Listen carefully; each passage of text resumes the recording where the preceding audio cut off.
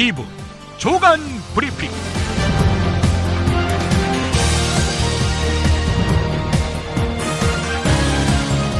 2016년 5월 2일 월요일입니다. 어제는 노동절이었습니다. 경향신문 사설 노동에 대한 부정적 인식, 초중고등학교 교육부터 문제다. 이 일부를 소개하겠습니다. 경향신문이 초등학생을 상대로 설문조사한 결과 노동을 부정적인 단어라고 생각한 학생이 전체의 60%를 넘었다. 일은 자기가 하고 싶어서 하는 것이며 노동은 강제로 하는 것이다.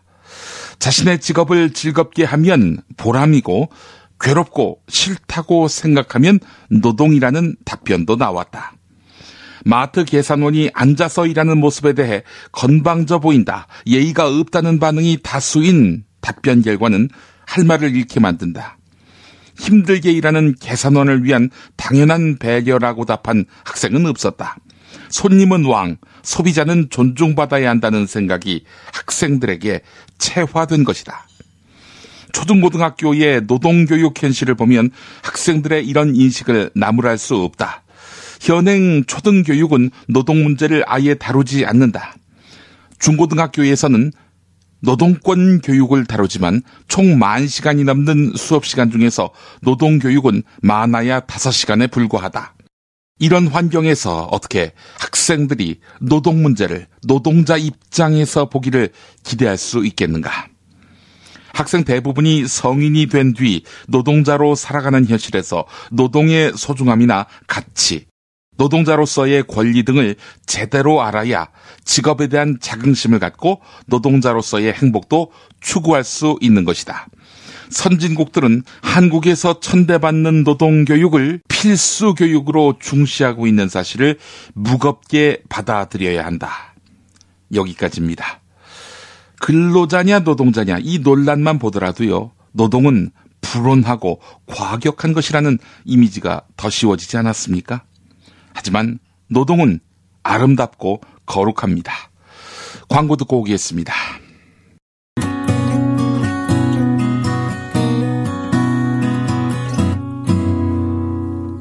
안녕하세요. 주광래 중고차 대표 주광래가 들려드리는 오늘의 한마디. 할 수 있다고 생각하든 할 수 없다고 생각하든 내가 생각하는 대로 된다. 김용민 브리핑과 함께하는 주광래 중고차의 대표 번호는 1800-9538. 중고차 거래는 역시 주광래 중고차. 고맙습니다. 건강식품의 지존 전복을 택한다면 100% 완도에서 잡은 와우 전복. 네이버에서 와우 전복을 찾으세요. 010-2443-0818. 정말 맛있다. 이 말 한마디면 모든 게 설명됩니다. 30년 전통 자연의 이로움을 담은 김치, 이담채 김치. 1544-4586 1544-4586. 술자리 많은 요즘 3차까지 달린 당신을 위한 필수품 전창걸의 새싹 땅콩차. 이제 속쓰림은 잊으세요. 070-8635-1288 070-8635-1288. 노력한 만큼 내어주는 자연, 그 자연의 마음을 알기에 정성농장 홍삼. 검색창에서 정성농장 홍삼을 검색해주세요. 010-9754-6972. 동아일보 기사부터 보겠습니다. 4.13 총선 1987년 대선과 같은 패턴, 이런 제목의 기사입니다. 더불어민주당 김종인 비상대책위원회 대표가 얼마 전에 당 비례대표 당선자들과 조찬 모임을 가졌는데 4.13 총선이 1987년 대선과 같은 패턴이다, 이렇게 말했다는 겁니다. 김종인 대표가 말한 패턴이란 1987년 대선에 나선 각 당 후보 득표율과 이번 총선의 정당 득표율 구도가 거의 일치한다는 것입니다. 당시 득표율을 보면 노태우는 현 새누리당, 김영삼은 국민의당, 김대중은 더민주, 김종필은 정의당과 같다는 것입니다. 1987년 대선 이후에 어떻게 됐나요? 92년 대선에서는 4개의 당 가운데 3개의 당이 합쳐진 가운데 한 당으로 나왔고요. 그렇게 해서 1987년 4파전이었던 것이 1992년에는 2파전이 된 것이죠. 김종인 대표의 발언이 정치권의 이합집산을 예상한 것이란 해석도 있습니다. 다만 그 방향은 기존 정당 간의 연합이나 연대는 아닐 확률이 높다는 것이 김종인 대표 쪽의 분석입니다. 한편 김종인 대표는 새누리당 소속 남경필 경기지사와 함께 일하게 된 윤여준 전 국민의당 공동창당준비위원장과 4월 말에 만난 것으로 알려졌습니다. 왜 만났을까요? 무슨 의도로? 앞으로 어떻게 할 건데? 네, 김종인 대표는 이런 의문이 불거진 가운데 닷새 동안 휴가를 낸다고 밝혔습니다. 동아일보의 이 보도는 김종인을 그냥 두라는 메시지일까요? 좀 더 노골적인 신문은 조선일보입니다. 특이한 점은 반 김종인 세력이 지난 총선에서의 더민주 호남 참패는 김종인 대표 때문이라며 김종인 대표를 끌어내리려 하고 있다는 것이다. 이런 내용입니다. 이거 사실 아닌가요? 조선일보는 사실이 아니라면서 실은 문재인 탓이라고 보는 게 정치권 일반의 시각이라고 슬쩍 곁들입니다. 조선일보는 더민주 문희상 전 비대위원장의 말을 인용해서 문재인 전 대표가 김종인 대표를 내치면 문재인 전 대표는 결정타를 먹는다라면서 만약 그렇게 하면 김종인 대표를 이용만 하고 토사구팽하는구나 하는 인상을 주게 된다. 이렇게 지적했었습니다. 그러면서 전당대회 연기론, 즉 김종인 대표의 권한 연장을 요구합니다. 당헌 당규에도 위배되고 또 문재인 보고 김종인에게 왕관을 더 씌워주라는 것인데 이건 결국 조선일보가 그동안 줄기차게 비판했던 것, 즉 문재인 보고 패권을 행사하라는 말 아닌가요? 국민의당 안철수 공동대표가 교육정책 자율성에 대해서 언급하다가 교육부를 아예 없애버려야 하는 것 아니에요? 라고 말한 것으로 알려졌습니다. 연합뉴스가 보도한 건데요. 한 당직자가 교육부의 간섭이 너무 심하다면서 교육정책의 자율성을 높여야 한다. 이렇게 말하니까 이 말에 공감하면서 교육부를 아예 없애버려야 하는 것 아니냐. 이렇게 반응했다는 것입니다. 이보다 앞서서 안철수 대표는 어떤 자리에서 박지원 의원에게 박근혜 대통령이 양적 완화가 뭔지 모를 것 같다 라고 말을 해서 구설에 오르기도 했는데요. 올바른 정세인식 아닌가요? 한편 김종인 대표는 박지원 의원과도 만났다고 합니다. 박지원 의원과는 왜 만났을까요? 무슨 이야기를 나눴을까요? 20대 총선 이후 거침없이 질주하던 국민의당이 여론의 눈총 앞에 자숙 모드로 돌변했습니다. 국민의당에 따르면 박지원 원내대표는 소속 의원들에게 대연정론과 관련한 발언을 자제해달라고 요청했습니다. 박지원 원내대표는 새누리당에다가 국회의장을 줄 수 있다, 이런 자신이 한 발언이 논란이 되니까 어떠한 경우에도 흥정으로 국회의장을 선출하진 않겠다. 모든 가능성을 열어두자는 원칙을 말한 것이다. 이러면서 한 발 물러섰다고 합니다.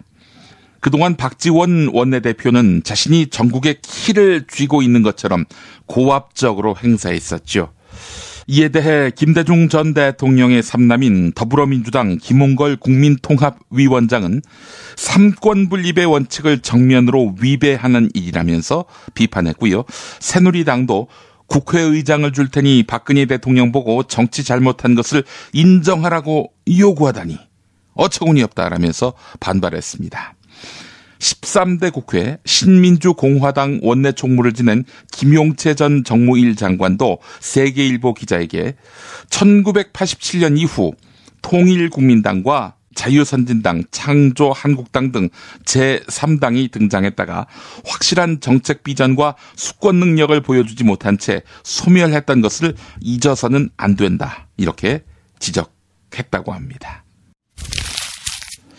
박근혜 정부 최고 실세로 통하는 인물하면은 최경환 새누리당 의원이지요. 최경환 새누리당 의원, 검찰 조사를 받게 됐습니다. 총선 전에 자신이 참석했던 행사와 관련해 공직선거법 위반 혐의로 그 측근들이 수사를 받고 있는 것으로 확인됐기 때문입니다. 경상북도 선거관리위원회는 최경환 의원도 관련성이 있는지 수사해달라라면서 검찰에 의뢰했다고 합니다. 이 무슨 일이 있었느냐? 지난 1월 30일 낮 대구에 인접한 자신의 지역구 한 삼계탕집에서 주민 행사가 열렸는데 여기서 발언을 했다는 겁니다. 자, 그런데 이 행사는 이 지역 김모 별정우체국장이 마련한 자리입니다. 시의회 의장과 주민 등 80명 정도가 참석했는데요. 자, 그런데 말이죠. 밥값은 한 90여만 원 나왔는데 이 우체국장이 냈다는 겁니다. 그런데 식당 예약은 당 운영위원이 했다는 것입니다. 그 자리의 주인공이 누굽니까? 최경환 의원 아닙니까? 결국 기부행위, 즉 향응을 베푼 것 아니냐, 이런 의문을 갖지 않을 수 없게 되는 것입니다. 검찰이 제대로 수사할까요? 기소할까요? 처벌할 수 있을까요? 한겨레가 보도한 내용이었습니다. 박근혜 대통령이 돈을 풀라고 요구를 했는데 한국은행이 무시했죠. 조선일보가 한국은행을 질타하고 나섰습니다. 조선 해운사들 빚이 78조에 달해서 이미 견디기 힘든 수준이다. 이대로 가면 수만 명의 일자리가 사라질 수 있고 거제, 울산 같은 중공업 도시들은 최악의 위기로 치달을 것이다. 한국은행이 돈을 대지 않겠다고 거부하면 결국 재정에서 부실 쓰레기 처리 자금을 써야 한다. 이는 100% 국민 세금 부담으로 돌아간다. 이런 사정을 알면서도 한국은행은 야당 뒤에 숨어서 반대만 하고 있다. 그렇다고 경기를 살릴 대안을 내놓는 것도 아니다. 돌파구 마련을 위해서 정부와 머리를 맞대지 않으면 한국은행이 위기 앞에서 아무 역할도 하지 않는다는 비판을 피하기 어렵다. 이렇게 말했습니다. 돈을 푸는 것만이 이 문제의 해법이 될 수 있을까요? 조선일보의 인식에 합리성을 찾아보기 힘듭니다. 술술 풀리고 간장과 신장을 보호해 숙취를 완전히 제압합니다.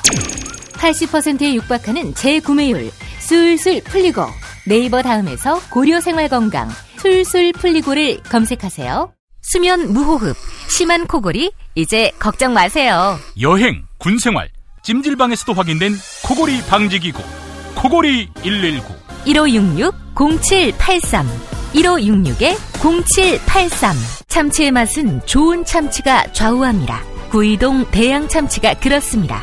무한 리필에 더한 무한 감동 직접 경험해보세요. 구이동 대양참치 02-455-8087 살다 보면 꽃 주문할 일이 생깁니다. 1566-0263 네이버에서 검색된 사이트보다 최대 2만원 싸게 해드립니다. 좋은 사람과 플라워 1566-0263 잊지 마세요. 한우 사고를 집어넣고 24시간 팔팔 끓인 곰탕 연지연 곰탕. 어린이부터 노인까지 누구나 좋아하는 건강식 연지연 곰탕. 택배로 신청하시려면 010-7252-1114 전자신문으로 올라오는 김용민 브리핑 알고 계시나요? 팟캐스트 김용민 브리핑이 발행하는 용민일보. 듣는 김용민 브리핑에 더한 보는 김용민 브리핑도 만나보세요. 잊지 마세요. 언론 그 이상의 언론 용민일보. 오늘 한국일보 단독 보도인데요. 원자력 산업계에 따르면 경주 중저준위 방사성 피해기물 처분장에 설치된 총 8개의 배수 펌프 가운데 7개가 설치 완료된 지 1년 5개월 만인 지난해 9월 새로운 제품으로 교체됐다고 합니다.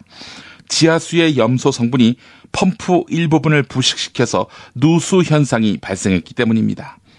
특히 염소 성분은 방피해장 설계 당시 예상치보다 훨씬 많은 것으로 드러났습니다. 또 배수 펌프와 연결된 배수 배관 일부의 안쪽 벽에 이물질이 과도하게 끼는 문제도 생겼습니다. 펌프와 배관은 지하 방피해물 처분시설 주변을 지나는 지하수를 모아다가 빼내는 설비인데요. 이러한 설비에 이상이 생기게 되면 지하수가 방피해물 시설 안으로 침투할 수 있습니다. 또 지하수에 들어있는 각종 성분이 침전되거나 부식을 일으키는 식으로 처분시설 안정성에 영향을 미칠 수도 있습니다. 그런데 이걸 당초 40년 동안 쓰려 했던 것이죠.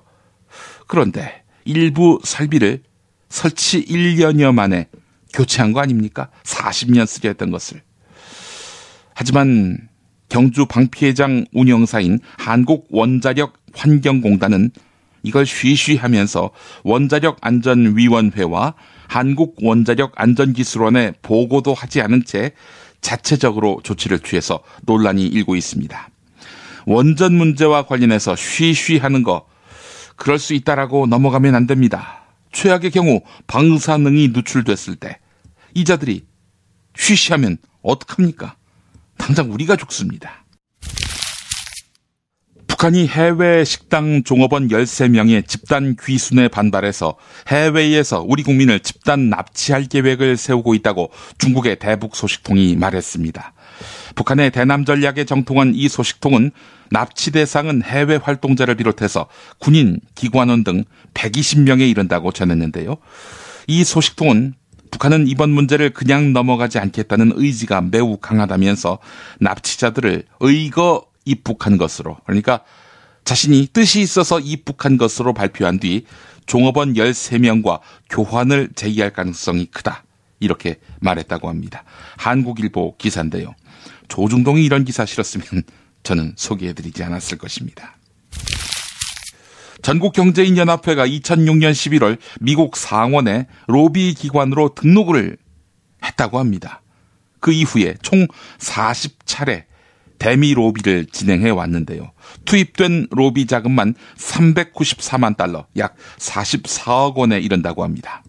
대표적으로 로비한 것은요, 한국인 전문직 종사자들이 미국에서 취업 비자를 받는 것 등인데, 그렇다면은 기업의 이익을 대변한다는 전경련의 본래 역할과 관련이 있을까? 이런 의문을 갖지 않을 수 없습니다.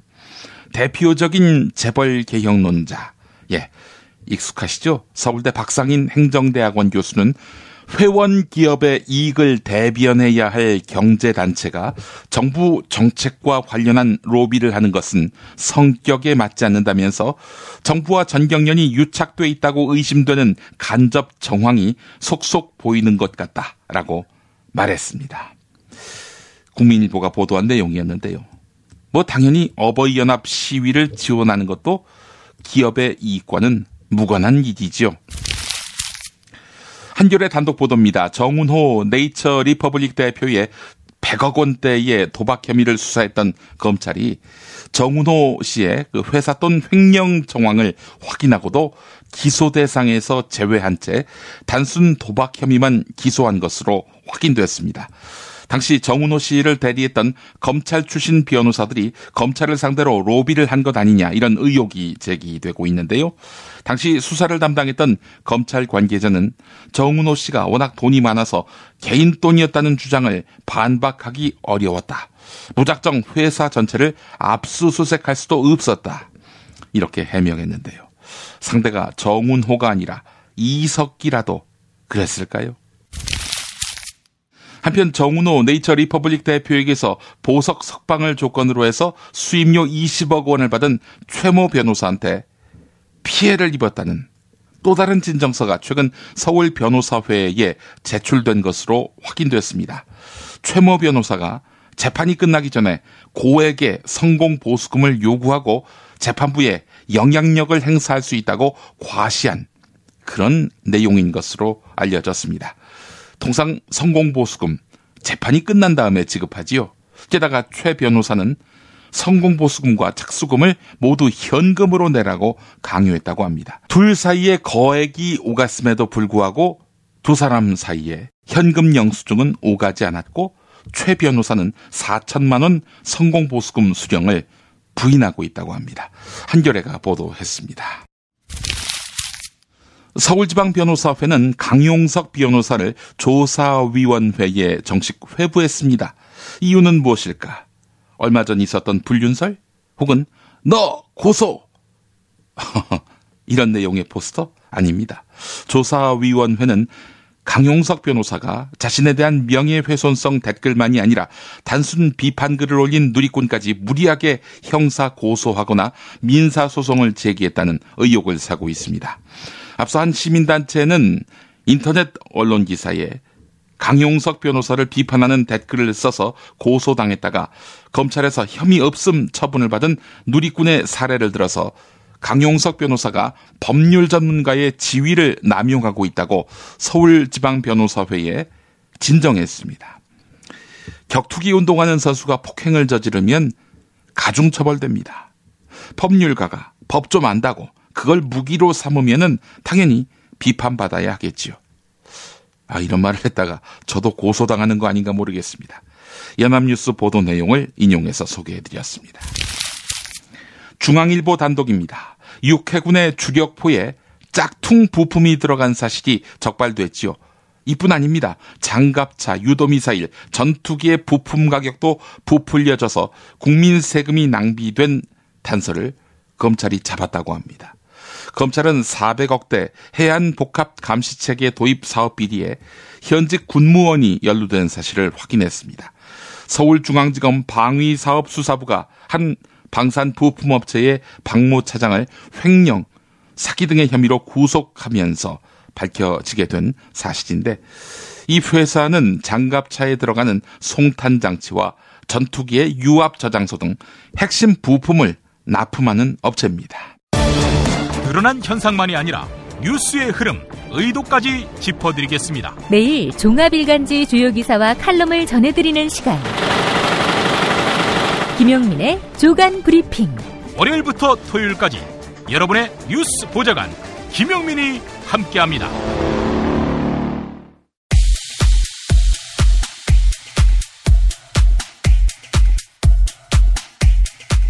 MBC 뉴스데스크 1991년 4월 26일 방송분. 오늘 오후 명지대학교 시위 현장에서 경찰과 대치해서 시위를 벌이던 대학생이 머리에 상처를 입고 병원으로 옮겨졌으나 숨지고 말았습니다. 백골단들이 5명이 그것을 잡고 그 뒤에는 바로 쭉 둘러쌌죠. 백골단을 둘러싸고 경대하고가 쇠파이프로, 저는 몇십 번이라고 얘기를 못하겠습니다. 몇십 번씩 계속 쇠파이프로 얻어맞고 헉헉하는 소리로 얻어맞고. 학생들은 경찰에게 머리를 맞아 숨졌다고 말하고 있습니다. 그러나 경찰은 당시 적극적인 진압 작전이 없었다고 주장하고 있습니다. 그러나 경찰의 천연덕스런 거짓말은 이튿날 자신들의 발표로 뒤집히고, 명지대 강경대군이 숨진 어젯밤부터 자체 조사를 벌여온 경찰은 백골단이라고 불리우는 사복체포제 4명이 강군을 쇠파이프와 강목으로 때려서 사망에 이르게 한 사실을 밝혀냈습니다. 경찰이 발표한 당시의 상황을 서울시 경찰청 3부장의 발표. 이 사람은 훗날 성완종 리스트로 재계불능의 상태에 빠진 전 국무총리 이완구. 쇠파이프로 이런 추정입니다만 때리면서 합세하여 시표로 약 2m 가량을 끌고 가던 중 임철순이 달려와 반항한다면서 발로 몇 차례 구타하자 얼굴에 피가 나는 것을 보고, 강력한 야당 지도자 신민당 총재 김대중 전 대통령. 첫째, 노태우 대통령은 국민 앞에 먼저 사과를 해야 한다. 둘째로 노태우 대통령은 이런 공안 통치를 자행해서 이와 같은 결과를 빚은 노재봉 내각을 총사퇴시키고, 정권이 존립 기반부터 위태롭게 되자 정치, 사법 권력은 무종의 음모를 획책하고, 그것은 바로 김기설 씨 유서 대필 사건. 전민년의 김기설 씨 분신 자살 사건을 수사 중인 검찰은 김 씨가 남긴 유서의 필적이 전민년 모 간부의 필적과 동일하다는 국립과학수사연구소의 통보에 따라서 문제 전민년 간부에 대한 신병 확보에 나섰습니다. 전민년 사회부장 김기설 씨 분신 사망 사건을 수사해온 서울지검 강력부는 오늘 전민년 총무부장 강기훈 씨가 김 씨의 유서를 대필한 것으로 결론짓고 강 씨를 자살 방조 혐의로 구속 기소했습니다. 검찰과 전민년의 명예와 신뢰가 걸려있는 이 사건은 이제 법정 판결을 기다리게 됐습니다. 결국 강기훈 씨는 당시 대법원 판결까지 받아 3년 동안 감옥에 갇혀버림. 유서 대필 사건으로 구속돼 3년간의 형을 마치고 오늘 대전교도소에서 풀려난 강기훈 씨는 기자회견을 통해 앞으로 자신의 결백을 증명하기 위해서 법적 절차를 밟아나갈 것이라고 말했습니다. 하지만 10수년 뒤 재심 결과 강기훈 씨는 죄가 없는 것으로 드러나고 누가 책임질 것인가? 책임질 사람이 없다. 유서 대필 사건을 수사했거나 지휘했던 검사들은 강 씨가 옥고와 투병으로 고통받는 동안 지금까지 계속해서 승승장구하고 있습니다. 당시 법무부 장관이었던 김기춘 씨는 현 정부에서 청와대 비서실장을 지냈고 유서 대필 사건 수사를 지휘했던 강신욱 전 강력부장은 대법관까지 지냈습니다. 강신욱 씨는 2000년 대법관 청문회 때 이재호 한나라당 추미애 민주당 의원에게 추궁받게 되고 오늘 인사청문회의 쟁점은 단연 지난 91년 강기훈 씨 유서대필 사건이었습니다. 여야 의원들은 당시 수사를 지휘했던 강신욱 서울고검장을 상대로 강압 수사 의혹을 반복해서 캐물었습니다. 강 후보는 시종일관 한 점의 부끄럼도 없는 수사였다고 답변했습니다. 권력의 하수인 내지는 권력이 움직이는 대로 움직였다고 하는 그런 따가운 지적에서 벗어날 길이 있겠습니까? 여러 시민단체에서 좀 죄송하지만 대법관 후보로서는 적합하지 않다는 의견을 제시하고 있습니다. 하지만 강신욱 씨, 그때만 해도 재심이 이루어지지 않은 때여서인지 당당하게 문제 없었다. 큰 소리. 아주 적법 절차에 엄격한 적법 절차에 따라 수사를 해서 결과적으로도 또 1, 2, 30 모두 유죄를 받은 사건입니다. 그 강신욱 씨는 대법관을 마치고 2007년 당시 대선 주자인 박근혜 후보의 캠프에 합류하며 법률특보단장을 지내게 되는데 담당 검사였던 곽상도 씨도 박근혜 정부 초대 민정수석 자리를 거쳐 대한법률구조공단 이사장에 앉아 있습니다. 한겨레 TV에 나온 금태섭 변호사. 사과를 해야 되는 거 아닌가요? 지금 무죄가 났는데 너무나 정말 잘못된 결정이고 네. 또 그거로 인해서 당사자가 입은 피해가 너무 크고 그 당시에 이제 판단을 한 그 근거를 지금 놓고 볼 때, 그러니까 그게 너무 빈약하거든요. 네. 그 법조 전체로 봤을 때는 어쨌거나 지금 재심 결정 나면서부터 이게 잘못됐다는 걸 알고 있는데 그 이후로도 몇 년을 끈 거거든요. 지금 강기훈 씨가 암에 걸렸는데 그래서 여러 번 언론에서 시위도 하셨죠. 빨리 결정해달라고 하는데도 시간을 끈 겁니다. 강기훈 씨 인생을 망친 자들, 그 자들 중에 누구도 반성을 하지 않으니. 뉴스타파의 클로징 멘트. 오늘 법정 대법관석에는 박종철 고문치사 사건을 담당해 사건 은폐에 가담했다는 의혹을 받고 있는 박상욱 신입 대법관이 처음으로 모습을 드러냈습니다. 역사의 가해자들은 여전히 높은 자리에서 내려오지 않고 피해자들은 오늘 또 그들의 재판을 받았습니다.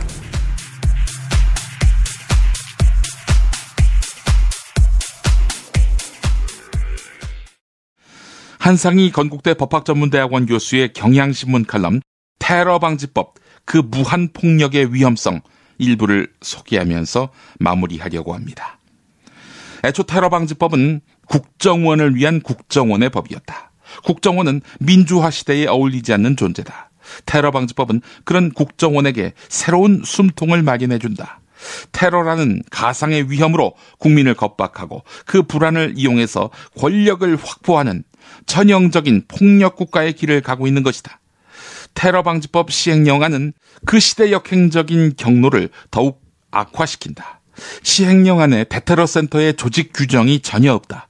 막강한 권력을 가진 대테러센터의 장이 누가 될 것인지는 기본 법령인 시행령에서 정해두는 것이 옳다. 그럼에도 대테러센터의 기본 조직과 구성을 굳이 직제 규정으로 미루어 숨기는 저의가 궁금해진다. 테러 대응 전담 조직도 마찬가지다. 테러방지법은 어떤 조직을 어디에 둘지 전혀 규정하지 않았다. 시행령안은 모법에 이런 침묵에 편승해서 지역 테러대책협의회, 테러사건대책본부, 테러정보통합센터, 대테러 합동조사팀 등 10개에 이르는 전담 조직을 만들고 이를 국정원의 관할권 안으로 끌어들인다. 테러방지법이 문자 그대로 국정원의 조직 이익을 위한 수단으로 전용되고 있는 셈이다.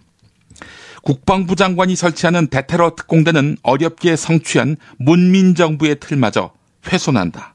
이 조직은 군부대임에도 국민안전처장관이나 경찰청장 등의 요청만으로 민간 영역에서도 작전 활동을 할 수 있기 때문에 사실상의 계엄령 상태를 만든다. 그런데도 이런 군사력 동원에 대해서 국민의 대표 기관인 국회가 개입할 수 있는 여지가 없다. 불행히도 문제는 더 나간다. 테러방지법의 테러 위험 인물이라는 용어는 애매모호하기 짝이 없어 국정원이 무한정한 조사와 자의적인 추적 활동을 하게 만든다는 비판이 줄을 이었다.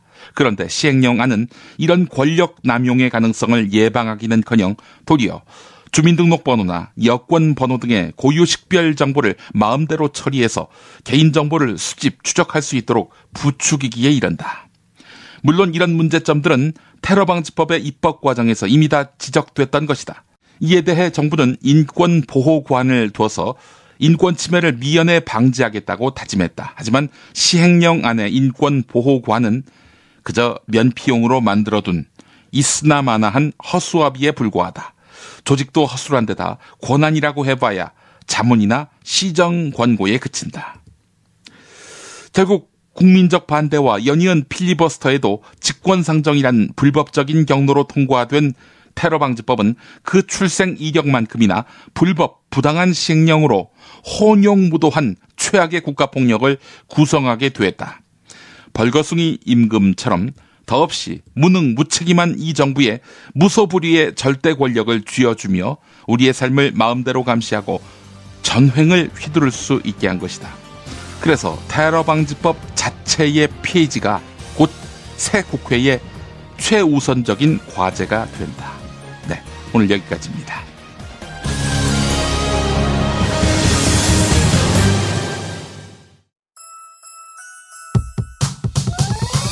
이번 방송 괜찮았나요? 작별의 여운 이렇게 표시해주세요. 다운로드하기, 댓글 달기, 구독하기, 별점 주기.